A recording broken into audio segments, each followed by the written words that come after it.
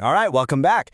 Today, we're going to dive into what is, hands down, one of the most bizarre and, honestly, one of the most profound cosmic tales I've ever come across. It's a story that puts ultimate chaos up against, well, ultimate innocence. And, the fate of all reality is just hanging in the balance. No big deal, right? I mean, it sounds like the setup to a really bad joke, doesn't it? A rocking chair and some balloons versus a god. But that is the core question of this whole story. And trust me, by the end of this, you're going to see how this totally absurd scenario leads to an even more absurd and kind of beautiful solution. Okay, so let's get right into it. First up, we've got to meet our hero, the one and only Captain Clueless Cuckoo.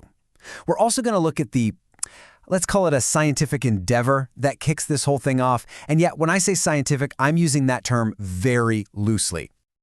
And there you have it, that one quote.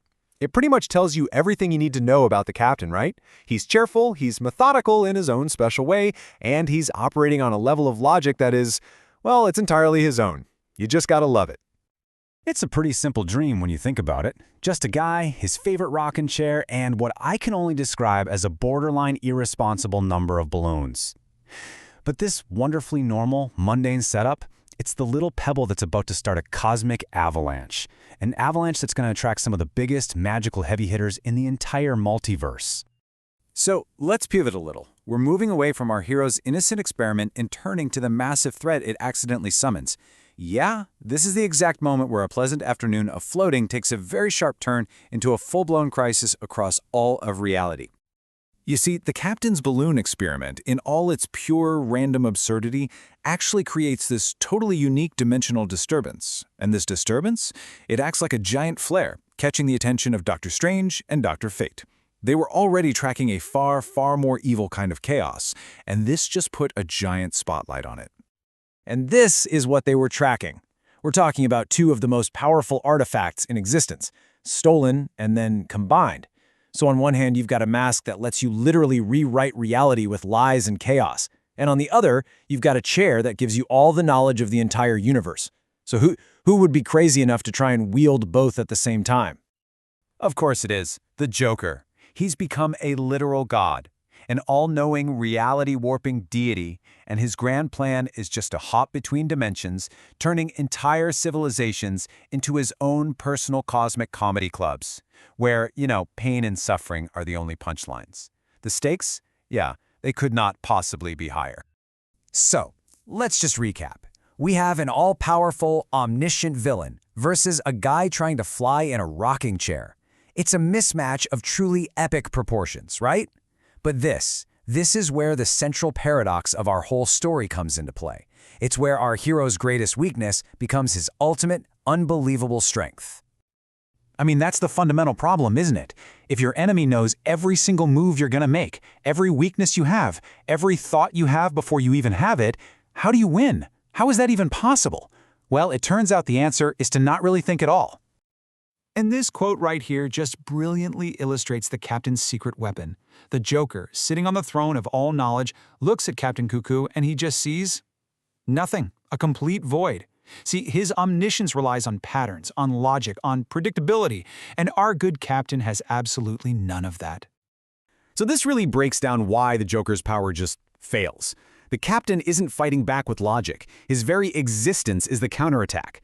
That balloon experiment of his, it creates this field of gentle, controlled chaos, and it totally jams the artifact's powers.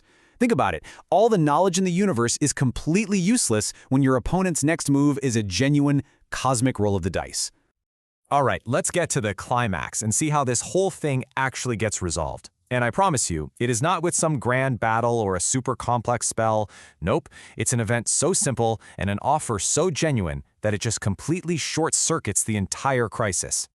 So here's what happens. A super frustrated Joker fires a beam that can literally erase things from existence. The captain just kind of leans over to dodge it, and in doing so, he accidentally pops one single balloon. That simple pop creates a sonic wave, and that wave, amplified by all the chaos in the air, reflects the beam right back at him, trapping the Joker in this crazy feedback loop of his own power. It's basically the universe's most consequential pratfall. And at this exact moment, with this omniscient god trapped and being tormented by his own power, the captain doesn't attack. He doesn't gloat. He just sees someone who looks really uncomfortable, and he makes a simple, kind offer. He offers him a trade for his comfy, balloon-covered rocking chair. So now he's faced with a choice: the chaotic, all-powerful throne of knowledge, or a simple, peaceful rocking chair. And the Joker, he chooses peace.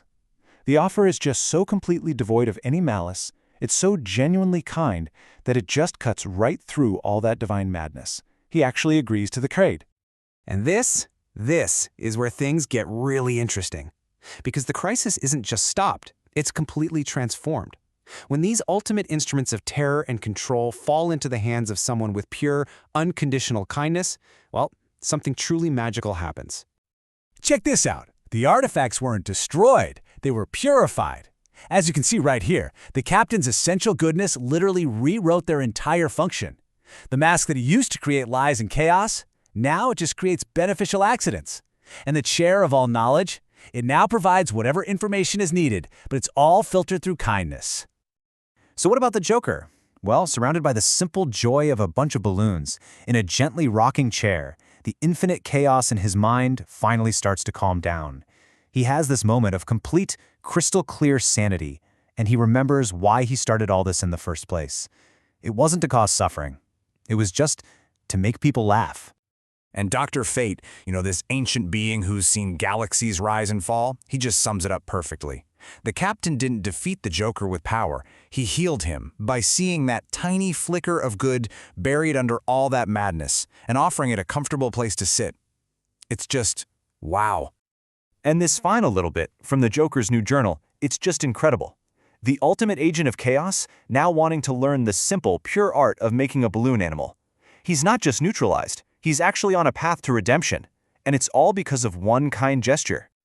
And that's where we're going to leave it for today. This story suggests that maybe, just maybe, the ultimate force in the universe isn't chaos or order, or knowledge or power. Maybe it's the simple, unassuming, and profoundly transformative act of being kind, especially to those who seem to deserve it the least. It's definitely something to think about, right? Thanks for tuning in.